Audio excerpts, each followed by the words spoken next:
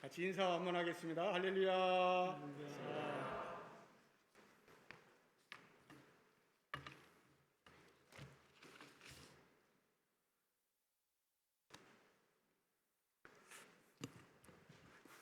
설교자로 불러주셔서 마스크를 벗습니다. 마스크 벗은 사람이 아무도 없으니까 굉장히 재미나네요. 저 혼자만 벗어서 굉장히 우월 의식이 느껴집니다. 죄송합니다. 우리 강기수 목사님, 제가 굉장히 존경하는 친구 목사님이시고요. 오랫동안 30년 다 됐네요. 벌써 교제하고 있는 신대원 동기인데요. 또 이 교회에 올 수 있어서 저는 굉장히 영광스럽습니다. 아침 예배 서는 것이 쉽지 않은데 어쩌다 기회가 되어져서 부족한 제가 설 수 있어서 큰 추억이 되고 저희 큰 기쁨이 되겠습니다. 잠깐 기도하겠습니다. 아버지, 감사합니다. 고맙습니다. 부족한 종을 세우셨으니 나팔로 사용하시고, 부족한 종의 입술은 실수와 실패가 있어도 성령님께서는 승리하셔서 사랑하는 우리 부평 동북의 성도들에게 성령님께서 가르쳐 주시옵소서. 예수님 이름으로 기도합니다. 아멘. 어버이날을 맞이하면 많은 감정이 오갑니다. 저도 개인적으로 어머님은 쉬운 4살에 일찍이 천국에 가셨고요. 아버님은 지금 올해 연세가 90이신데 건강하게 이렇게 살아 계십니다. 아버님은 살아 계시기 때문에 좀 마음이 덜한데, 우리 어머님께서 쉬운 4살에 오래전에 돌아가셔서 5월달만 되면 제가 우울증에 걸려 있습니다. 왜냐하면 늘 생각나는데 5월달에 더 생각이 나고요. 우리 어머님이 12월 25일 성탄절에 세상을 떠나셨어요. 성탄절이 저한테는 죄송한데 재미가 별로 없습니다. 그만큼 이게 마음으로는 주님 1번인데 어버이하고 비교할 때 실제로 내가 주님보다 아버지 어머니를 위에다 두고 있다는 생각이 들 때가 간혹 있어요. 그만큼 어버이 엄마 아빠는 굉장히 귀하고 중요한 분 같습니다. 그 시즌에 감히 제가 부평 동북교회 와서 설교한다는 것은 생각할 수 없는 일인데, 아마 인생 평생 세상 끝나는 순간까지 아마 처음이자 마지막이 아닐까 그렇게 생각이 됩니다. 오늘 설교 부탁을 받고 준비하면서 많은 기도와 고민이 있었습니다. 그러나 제가 이때만 되면 어머니 생각나서 많이 울어요. 근데 그래서 어머니 이야기는 안 하려고 합니다. 이미 해버렸지만. 그래서 이제 오늘 성경 말씀은 주로 아버지 이야기를 좀 할까 생각합니다. 성경을 연구하고 읽으면서 저는 창세기를 참 좋아하는데요. 창세기 1장에 보면 이런 말씀이 나와요. 27절 28절에 하나님께서 아담과 하와를 이렇게 창조하시고요, 그리고 그들에게 사명을 주는데 제 눈에는 3가지 사명으로 이렇게 보입니다. 첫 번째 사명은 이 땅에 생육하고 번성해라.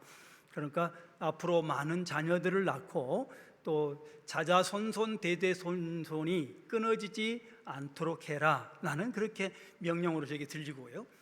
두 번째로는 땅에 충만하고 땅을 정복해라. 그냥 그저 한 자리에 머물러서 안주하지 말고 할 수 있는 한 가능한 전 세계를 돌아다니면서 하나님의 이름을 전하고 거기에 충만하고 또 거기에 도전을 해라. 이렇게 보여져요. 세 번째는 바다의 물고기, 하늘의 새와 땅에 움직이는 모든 생물을 다스리라. 이렇게 세 번째 사명으로 보여지는데 그것은 통치로 이렇게 보여집니다. 이 3가지가 우리 인생, 우리 인간들에게 주어진 하나님께서 주신 명령이고 또 우리는 반드시 해야 될 사명이라 이렇게 저는 이해하고 살고 있고, 부족하지만 그렇게 하려고 노력을 하고 있습니다.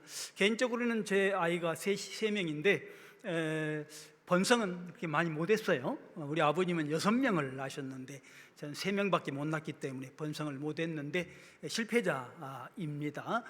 또 개인적으로 땅을 충만하고 땅을 정복이라 노력을 많이 했어요. 전 세계를 돌아다니면서 나름대로 외쳤는데 부족은 합니다만은 노력을 했습니다.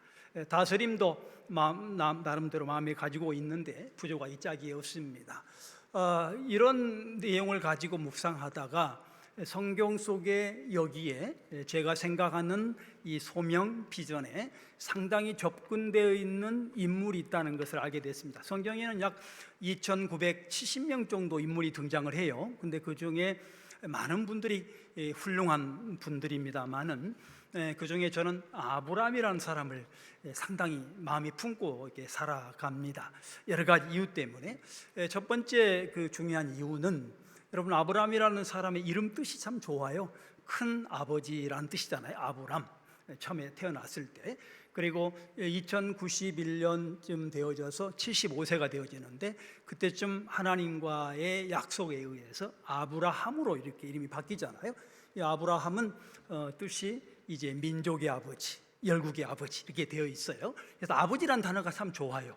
그 무슨 뜻이냐면 아마 성경에 많은 인물이 있지만 하나님께서는 아버지의 대명사, 아버지의 대표 또는 아버지의 모델, 사람은 뭐 누구나 부족하지만 그래도 모델이 될 수 있지 않습니까? 우리 강길수 목사님께서 우리 친구들의 모델이 되어지고 또 학자들의 모델이 되어지듯이 그런 모델은 있을 수 있는 거잖아요. 그래서 아마 아브라함이 아버지의 모델일 것이다 라는 생각이 들어가서 좋아합니다. 그래서 오늘은 여러분들에게 제 마음속에 있는 아버지의 모델, 그러면서 엄마의 모델인 아브라함의 일생을 조금 소개하면서 어버이날 우리에게 성경은 무슨 메시지를 주는가를 한번 같이 우리가 같이 품기를 바랍니다. 이 아브라함이라는 사람은 이 땅에 2166년 주전입니다. 2166년에 메소포타미아 지역, 셈족들이죠. 노아의 첫 번째 아들이 셈족인데 셈족들이 살고 있는 집성촌, 그것이 메소포타미아고 거기에 갈대아 우르라는 곳에 태어났어요. 아마도 연도를 대충 계산해 보니까 노아의 홍수로부터 359년 이후에 아브라함이 그 땅에 태어났습니다. 성경에 의하면 많은 형제도 있을 수 있겠습니다만은 삼형제로 나와요. 하란과 나홀 이렇게 삼형제가 있었다 이렇게 되어지고 제 눈에는 아마 장자로 보여져서 아브라함이 되지 않았는가 이렇게 생각을 합니다. 이 삼형제는 갈대아 우르에서 상당히 부유한 층에 있었던 것 같습니다. 뭐 그것도 그럴 것이 노아의 첫 번째 아들 셈족의 집송촌이었고 그리고 상당한 세월이 흘렀고 또 셈족하면 오늘날 예수 믿는 사람이 셈족의 후예라고 한다면 예수 믿는 사람들이 보통 사람들이 아니잖아요. 여러분들 그러시죠? 지금 마스크 쓰고 앉아서 예배 드린 것만 봐도 보통 사람들이 아니에요. 다른 데서 마스크 쓰고 뭐 이렇게 앉은 그룹이 어디 있어요? 세상에서. 그러니까 보통 사람들이 아닙니다. 그래 역산해 보면 아마 셈족도 보통 사람들이 아니었던 것이죠.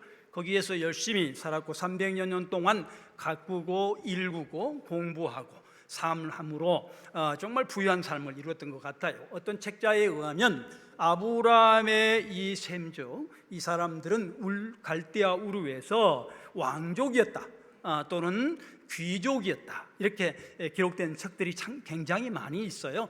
그렇다는 얘기는 그들이 매우 부유하게 살았다는 것을 우리에게 알려줍니다. 그 속에 거기에서 그들은 보통 사람들과 같이 결혼하게 됩니다. 아브람도 결혼하게 되고 동생으로 보이는 하란도 결혼하고 나홀도 결혼을 하게 됩니다.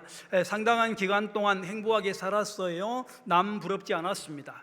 그러나 제가 볼 때는 하나님을 믿는 사람에게는 편안한 것이 목적이 될 수는 없잖아요. 성경 전체를 보면 예수 믿는 사람들이 너무나 안이하게 사는 것은 그렇게 아름답게 표현이 되어 있지 않아요. 예수 믿는 사람들에게는 소명과 사명이 있기 때문에 하나님의 말씀에 의해서 내가 돈이 없다고 할지라도, 또는 내가 힘이 든다고 할지라도, 내 몸에 어떤 장애가 생긴다고 할지라도 소명 따라가는 것이 하나님 믿는 자들의 자세잖아요. 그것이 믿는다는 태도인 것이지요. 그래서 아마도 아브라함의 가족들 3형제와 아버지 데라, 엄마 이름 나와 있지 않습니다만은 그들은 고향을 떠나게 됩니다. 성경은 하나님의 명령에 의해서 떠났다고 되어 있습니다. 물론 하나님의 명령이 맞고요, 명령에 따라 그들은 순종해서 떠나게 되어져요. 떠나서 어디로 갑니까? 상당한 거리가 있습니다. 유브라데 강을 건너서 하란이라는 곳으로 데라의 가족들이 떠나서 정착하게 됩니다. 생고생하는 거죠. 고생을 사서 하는 것입니다. 가만히 있으면 밥 잘 먹고 편하게 살 수 있는 곳인데 그렇게 하나님의 말씀에 따라 움직이게 된 것입니다. 오늘 영상을 보면서 저는 느낀 바가 참 많습니다. 부평 동부교회 정도 되면 큰 교회이고 선교 안 해도 야단칠 사람 아무도 없고 전라북도까지 쫓아가서 돈 전달 안 해도 괜찮을 텐데 바보들이잖아요. 그렇죠? 담임 목사님까지 가신 것 같은데 가서 그들을 격려하고 편지 주고 돈까지 주고 온 멍청이들, 이게 크리스찬 아닐까요? 바로 그런 것이었을 거예요. 사명이기 때문에 그런 겁니다. 사명에 죽고 사명에 죽는 것이 크리스찬이기 때문에 그들은 아마도 어려운 길을 선택했을 것이에요. 하란에 도착해서 동생인 나홀, 나중에 알게 됩니다만은 이삭의 와이프 리브가, 야곱의 와이프 나헬과 레아, 이런 사람들의 친정, 그곳 지역 하란, 그곳에 나홀 가족들을 남겨놓습니다. 거기서 데라가 하나님의 부르심을 받자 아브라함은 다시 그곳을 떠나서 목적지도 정해지지 않는 곳으로 떠나게 됩니다. 그곳이 바로 어디였어요? 가나안이라고 하는 곳입니다. 바로 가나안으로 떠나게 됐습니다. 거리상으로는 약 1600km 정도가 떨어졌다고 기록이 되어 있는데 제가 재보지 못했습니다. 어쨌든 멀리 떠나게 됩니다. 떠난 이유가 뭔가는 살펴져 있지 않지만 아마도 아까 말씀드린 대로 하나님의 말씀에 의해서, 하나님의 명령에 의해서 앞뒤 가리지 않고 상황 생각하지 않고 나의 건강 생각하지 않고 나의 자식 생각하지 않고 떠나게 된 것 같습니다. 왜 떠났냐? 소명 때문에 떠났다고 그랬습니다. 그럼 여기서 저는 떠나는 이유를 한번 생각해 봤습니다. 성경에는 자세히 나와 있지 않지만 수많은 자료와 성경 전체 내용, 아브라함을 연구한 것에 의하면 하나님의 첫 번째 명령, 창세기에 말씀하신 어떤 것입니까? 땅에 충만하라, 정복하라고 하는 명령이었다고 저는 생각됩니다. 여러분, 땅에 충만한 것이 뭐라고 그랬어요? 땅에 충만한다는 것은 한 곳에 머물지 말고, 내가 좋다고 앉아있지 말고, 내가 편하다고 그게 있지 말고, 어렵고 힘들다고 할지라도 그곳에 시궁창이 있고 그것에 가시밭이 있고 그것에 돌밭이 있다고 할지라도 하나님의 명령이면 언제든지 간다, 그곳에 멈춘다, 그곳에서 사역한다 라는 것이 충만한 것이죠. 그리고 정복한 것이고 도전한 것입니다. 아브라함은 무모한 도전을 한 것입니다. 인간적인 눈으로 볼 때는 가만히 있어도 될 사람이, 편할 사람이, 밥 먹는데 전혀 지장이 없고 존경받는 데 지장이 없고, 그런데 그 가시밭깃을 선택을 합니다. 그것이 바로 하나님의 명령, 충만과 정복이라는 것입니다. 아브라함은 거기에서 많은 시간 동안 75세부터 175살 1991년에 죽기 때문에 100년을 돌아다닙니다. 성경에는 왜 돌아다녔는지 자세히 기록된 것이 없지만 제가 생각할 때는 목적이 있습니다. 사람에게는 목적 없는 이동 없습니다. 성경에는 나그네라고 하는 단어를 쓰는 것은 목적이 있다라는 그런 뜻입니다. 그래서 아브라함은 100여 년 동안 이리저리 가나안 땅 애굽까지 내려가고 올라가는 일을 반복하게 됩니다. 대표적인 땅이 어딜까요? 베델이라는 곳이죠. 베델이라는 곳이 어떤 곳인가요? 아브라함의 손자 야곱이 외가로 도주하다가 그곳에서 제단을 세우고 예배 드린 곳입니다. 바로 그것이 오늘날로 말로 바꾸면 교회를 설립하는 것이고, 바로 오늘 동북교회, 부평 동북교회처럼 연약하고 가난한 교회를 돕기 위해서 전라북도까지 내려가서 그들과 교제하고 이루어가는 장소, 바로 그것이 베델이었어요. 그 베델을 아브라함이 충만하기 위해서, 하나님의 말씀에 순종하기 위해서 도전을 하게 된 것입니다. 또한 헤브론이라는 지역에서 오랫동안 머물게 됩니다. 헤브론이라는 지역은 어떤 곳인가요? 매우 중요한 곳입니다. 헤브론이라는 곳은 여러분이 잘 알고 있지만 주전 1010년에 유다지파 다윗이 왕이 되어져서 유다지파와 시므온지파와 베냐민지파 세 개 지파가 모여서 나라를 세울 때의 수도입니다. 아마도 아브라함이 그곳에서 정착하며 저는 준비했다고 보여집니다. 그냥 방황이 아니고 그냥 움직인 것이 아니라 하나님의 명령에 의해서 움직였기 때문에 아마 1010년, 아브라함이 지금 2166년생이니까 1000년 이후를 하나님께서 준비시키기 위해서 아브라함을 그곳에 보냈다고 보여집니다. 뿐만 아닙니다. 여러분 잘 알고 있는 아브라함의 역사 속에 나타난 모리아산 기억하십니다. 모리아산이 어떤 곳이에요? 여러분, 이스라엘의 3대 왕 솔로몬이 970년에 왕이 됩니다. 966년부터 960년까지 4년 동안 이스라엘 민족의 종교 중심지, 바로 성전을 건축합니다. 그곳이 바로 모리아산 인근이지요. 바로 그곳을 아브라함이 나그네로서 방문합니다. 목적 있게 보이지 않습니까?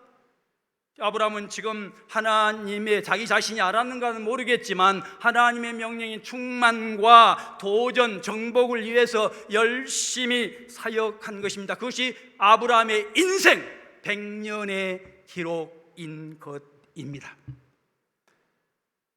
뿐만 아니라 아브라함은 아까 말씀드린 대로 생육과 번성에도 큰 관심을 가졌습니다. 하나님께서는 이상하게도 아브라함에게 결혼을 했지만, 사라와 결혼을 했지만 자녀를 허락하지 않습니다. 그러다가 86세 때에 2080년에 하갈과 더불어 이스마엘을 출산하게 됩니다. 왜 86세냐고요? 75세 때에 하나님과 언약을 했어요. 앞으로 너희 자녀를 통해서 바다의 모래처럼 하늘의 별처럼 수많은 인류를 줄 것이다. 나라를 세워주겠다는 것이죠. 그런데 자녀가 태어나지 않아요. 이스라엘 민족의 문화 속에서는 10년이 지나면 하나님의 약속이 끝난 것으로 생각하는 관습이 있었습니다. 아마도 그 관습에 따라서 10년이 지나자 하갈을 첩으로 맞이한 것 같습니다. 이스마엘이 태어납니다. 여러분, 이스마엘 하면 기분 나쁘죠? 저도 기분 나쁩니다. 예수를 믿고 목사가 돼도 기분 나쁜 것은 어쩔 수 없어요. 지금도 기분 나쁜 사람이 가끔씩 제 마음속에 있습니다. 이건 아직 사람이 덜 됐기 때문에 그런 것이죠.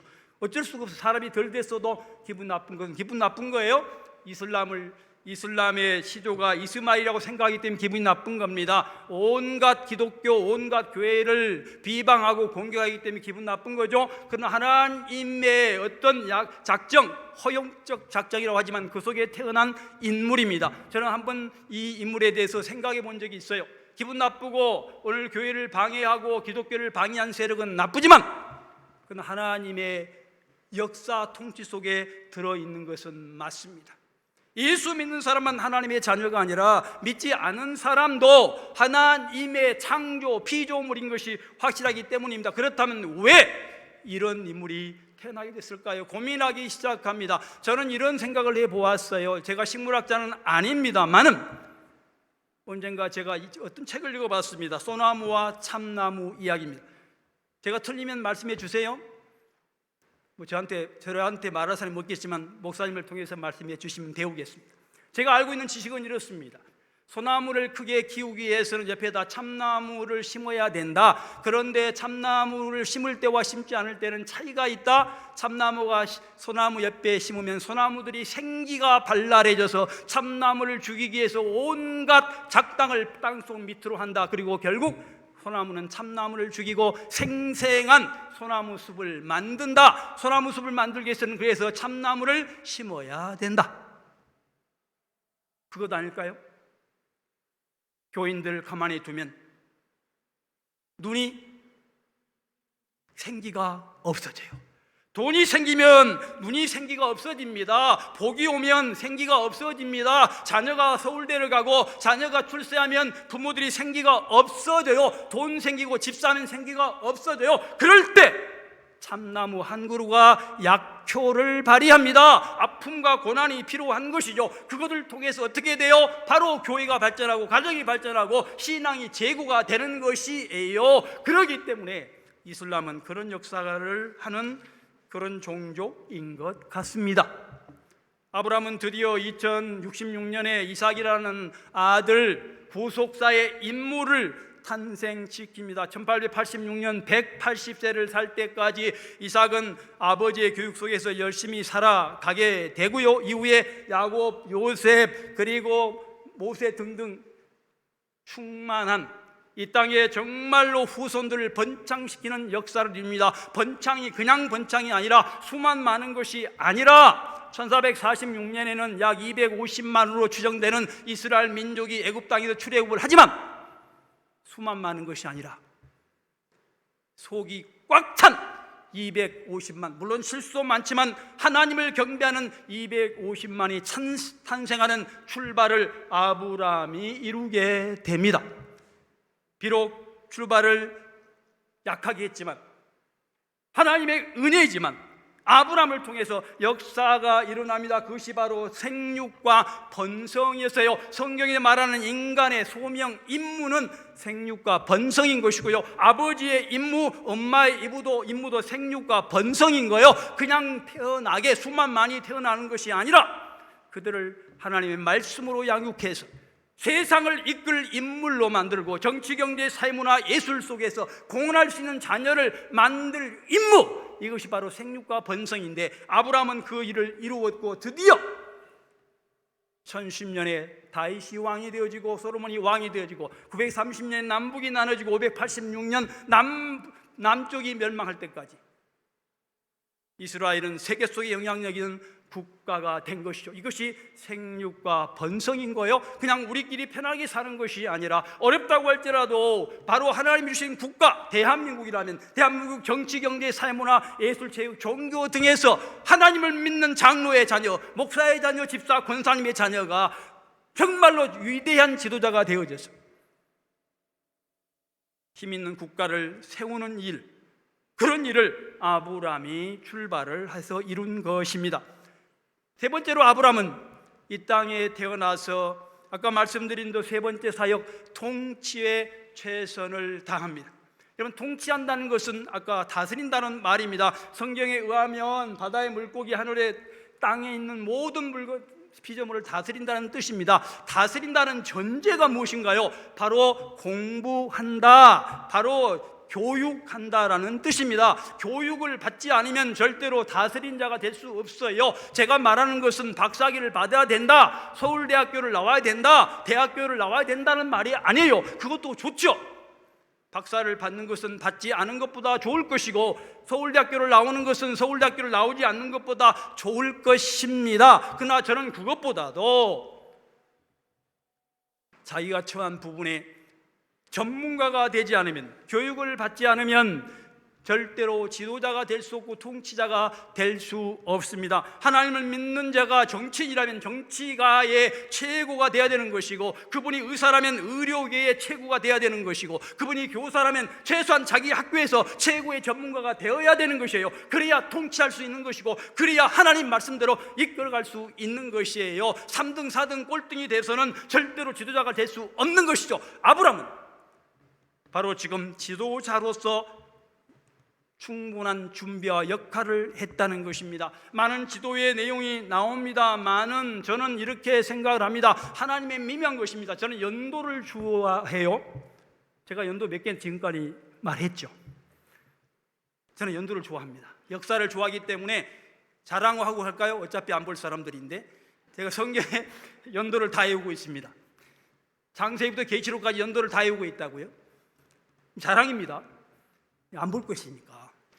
볼 때 자랑하면 안 되잖아요. 이게 자랑하면 쪼다되는 거니까. 근데요, 연도를 조사하면서 느끼는 게 있었습니다. 하나님의 놀라운 섭리가 연도 속에 포함됐다는 것을 어느 날 알게 됐어요. 한 가지만 예를 들어볼게요. 아브라함이 2166년에 태어나서 1991년에 죽습니다. 근데 왜 1991년에 죽었을까요? 여러분, 오래 산다는 것은 이유가 있는 거예요. 그냥 밥 잘 먹고, 모르겠습니다. 의사 장로님 계시잖아요. 어디 계신가? 얼굴이 잘 안 보입니다. 마스크 쓰셔서. 제가 예전에 한번 뵌 적이 있는데, 근데 의학계는 다를지 모르겠습니다만은 신학적인 신학자의 입장으로 볼 때는 하나님께서 정확하게 세상 떠날 날, 하나님 나라 갈 날을 정해 놓으십니다. 그렇기 때문에 아브라함이 1991년에 175세에 죽은 것은 이유가 있어요. 무슨 이유일까? 여러 가지가 있지만 한 가지 알게 됐습니다. 15년 동안 소위 말하면 손자 야곱이 2006년에 태어납니다. 그때까지 15년 동안 교육하라고, 앞으로 하나님의 말씀으로 이 세상을 다스리고 통치할 수 있는 그런 지식을 전달해라고, 손자의 교육자가 되라고, 손자를 제대로 가르쳐라고, 손자를 가만두지 말고 신앙생활 잘 시키라고, 신앙생활 한다면 정치, 경제, 사회, 문화 속에서 열심히 공부해서 지도자가 되라는 교육자로 할아버지를 세웠다는 것을 알게 됐어요. 여러분, 이스라엘 민족 무두셀라가 969살을 삽니다. 노아의 할아버지입니다. 노아가 방주에 들어가기 전 1년 전에 하나님이 969살에 데려가십니다. 왜 969살을 살았을까요? 최고의 수명을 유지한 이유가 있어요. 앞으로 구속사를 이끌 지도자 노아를 위해서입니다. 아버지, 엄마는 교육할 수가 있어요. 아버지는 사회교육을, 엄마는 성경교육을 시키는 것이 유대인의 사명입니다. 그런데 할아버지는 가문을 일으키는 손자를 제대로 교육시키는 것이 할아버지, 할머니의 사명이에요. 수명이 지금 오래 남겨있다는 것은 그냥 가만히 있으란 말이 아니라 우리 가문을 일으켜 세우라. 수많은 경험이 있고 수많은 지식이 있고 지금까지 많은 노정이 있고 나그네의 삶을 산 사람은 할아버지, 할머니이기 때문에 그 놀라운 지식과 노하우를 손자들에게 전달해라. 그래서 이스라엘 민족들을 세워라 라는 것이 바로 오래 살게 한 이유인 것이에요. 그래서 969살이 필요했고 175살이 필요했고, 이삭은 손자 요셉을 위해서 요셉이 17살에 애굽에 내려갈 때까지 17년을 교육한 것이고, 요셉도 죽기 전에 11명의 자녀들을 낳은 아들들, 손자들을 교육하는 사명을 갖게 된 것이에요. 아브라함은 그런 사명을 충실하게 했습니다. 뿐만 아니라 이 교육은 평화라고 하는 것이 교육의 핵심이었어요. 여러분, 성경 속에 제가 아는 성경은 자유와 평등과 평화라고 하는 것이 성경의 저는 이데올로기 사상이라고 봅니다. 하나님을 믿는 자는 자유로워야 됩니다. 하나님을 믿는 자는 평등을 생각해야 됩니다. 배우지 못했다고 할지라도, 여자라고 할지라도, 늙었다고 할지라도 그 사람을 무시하면 기독교인이 아닙니다. 또 하나는 평화예요. 어떤 경우도 평화해야 돼요. 싸워서는 안 돼요. 비난해서 안 됩니다. 잘못된 것을 말하지 말한 것이 아니라 정말로 평화를 위해서 교육이 필요한 것이고 다툼이 필요한 것이지, 감정적인 다툼은 교회의 모습이 아니고 성도의 모습이 아니에요. 1789년 프랑스 혁명이 자유와 평등과 박애를 외쳤습니다. 1776년 미국 독립선언이 자유, 평등, 주권을 외쳤어요. 바로 그것이 성경에서 단 원리입니다. 국가든 정치든 교회든 자유와 평등과 평화라고 하는 것이 핵심이 돼야 된다. 아브라함은 이것을 알았고 평화의 교육을 했어요. 아들들 이삭을 싸우지 않도록 가나안 땅에, 이스마엘은 다른 곳으로, 오늘 나온 그드라의 아내들 시므란과 욕산과 무단과 미디안과 이스박과 수아는 다른 곳으로 이동시켜서 평화로운 삶, 다툼이 없는 삶, 유산 싸움이 없이 정말 예수 믿는 사람처럼 멋지게 살아야 된다는 좋은 교육을 아브라함은 손자들에게, 자녀들에게 했던 것이고, 그 뿌리가 바로 다윗을 낳고 솔로몬을 낳고 르호보암을 낳고 남쪽 북쪽 이스라엘을 세우고 오늘까지 세계 속에 영향력 있는 나라를 만들게 했던 것입니다. 아브라함 이야기는 여기로 끝입니다. 다음 이야기는 강 목사님을 통해서 더 배우시기를 바랍니다. 오늘 제가 소개하면서 여러분과 같이 질문하며 답하기를 원합니다. 이 말씀이 2022년 5월 8일 부평 동북교회 성도들에게는 어떤 메시지로 들리십니까? 오래된 이야기, 4,000년 전에 4,500년 전의 이야기가 여러분에게 오늘 어떤 메시지로 다가오십니까? 이것이 설교자가 있어야 할 이유입니다. 바로 설교해야 될 목적인 것이고 여러분이 마스크 쓰고 앉아있을 이유인 것입니다. 다 메시지를 들으셨겠지만 저는 첫 번째로 가장 중요한 메시지를 이렇게 생각합니다.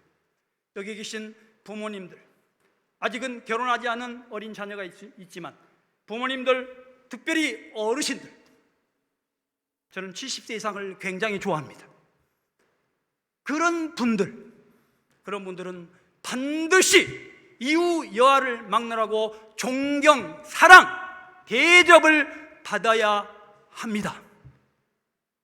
이쯤 되면 아멘 해야 되는 거예요. 비록 부모가 가난해서 자녀를 교육시키지 못했다고 할지라도, 부모가 가난해서 유산을 남겨주지 못한다고 할지라도, 부모가 지금 힘들어서 병원에 누워있고 요양병원에 있다고 하더라도 그분 때문에 우리 가정 가문이 생육 번성했고 도전했고 여기까지 왔기 때문에 그것 하나만으로도 존경받고 사랑을 받아야 하는 것입니다. 아브라함은 막벨라 굴을 4,000세겔에 사서 자녀들에게 넘겨줬습니다. 오늘날 돈으로 따지면 1억 2천만 원 정도 됩니다. 비록 1억 2천만 원도 넘겨주지 못한 부모가 있다고 할지라도, 우리 아버지처럼 유산을 1원도 남겨주지 못한 아버지가 있다고 할지라도 반드시 존경하고 반드시 사랑하고 반드시 무릎 꿇고 어버이날 아니라 날마다 부모를 공경하여야 되는 것이 기독교인인 것입니다. 아브라함이 비록 남겨준 것이 없는 것 같아도 아브라함이 이렇게 하나님 말씀대로 살아서 놀라운 가문을 이루고 왕족을 이루고 전 세계 속에 영향이 있는 그런 가정을 이룬 것처럼 우리 부모님들도 크고 작지만 그런 역할을 충분히 하신 것입니다. 사랑하는 우리 자녀들이여, 부모를 공경, 존경, 사랑 엎드리시기 바랍니다. 두 번째, 우리 부모님들은, 특별히 연세가 드신 할아버지 할머니들, 손자녀들을 잘 양육해야 됩니다. 여러분들은 지금 70년, 80년 동안 수많은 경험과 경력을 갖게 됐습니다. 비록 초등학교도 안 나온 분도 계실 겁니다. 그러나 그것을 차치하고 이 연령 동안 누구도 체험하지 못한 놀라운 노하우와 지식을 갖고 계십니다. 그것을 왜 하나님이 주셨습니까? 그것이 신앙의 유산이든 사회의 경험의 유산이든 관계없이, 정신적 유산이든 관계없이 그것을 가문의 자녀들에게 전달하고 가르칠 책임이 있습니다. 가르쳐서 여러분의 가정에서, 여러분의 자녀 중에서 국가를 이끌어갈 지도자가 나와야 됩니다. 교회 목회자가 나와야 되는 것이고, 최소한 장로, 권사 정도 됐다면 거기에 대통령이 나와야 되고 대법관이 나와야 되고 국회의원이 나와서 모든 국가를, 하나님을 아는 여러분의 후손들이 이끌어가므로 이 나라, 이 민족이, 아니 전 세계가 하나님의 땅으로 바뀌어가는데 일조를 해야 되는 것입니다. 마지막 메시지는 아브라함이 175세, 이삭이 180세, 야곱이 147세, 요셉이 110세 살았습니다. 몇 살까지 사실랍니까? 이삭을 따르시면 180세, 오늘 주인공 아브라함을 따르시면 175세, 최소 요셉을 따르면 110세입니다. 건강하게 장수하셔서 동북교회가 세계적인 교회가 되도 되는데 여러분들의 힘을 더해 주시기 바랍니다. 기도하겠습니다. 아버지, 감사합니다. 말씀대로 살겠습니다. 예수님